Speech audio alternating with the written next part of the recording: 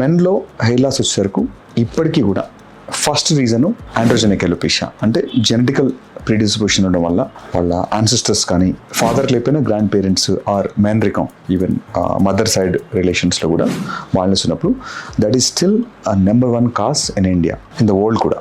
Second thing, nutrition deficiency. మెన్లో యూజువల్గా ముందు న్యూట్రిషన్ డెఫిషియన్సీ ఉండే కావు, ఈ రోజు చాలా కామన్గా న్యూట్రిషన్ డెఫిషియన్సీ ఉన్నాయి. అందులో top deficiency vitamin D and B12. ఈ రెండింటితో కాకుండా multiple amino acids, nutrition balance లేపడం, జంక్ ఫుడ్ తినడం వల్ల చాలా మందిలో జింక్, ట్రేస్ ఎలిమెంట్స్ ఉంటాయి, జింక్, మెగ్నీషియం, కాపర్, ఇలాంటి మల్టిపుల్ ట్రేస్ ఎలిమెంట్స్ కూడా షార్టేజ్ అయిపోయి they all contribute to hair loss.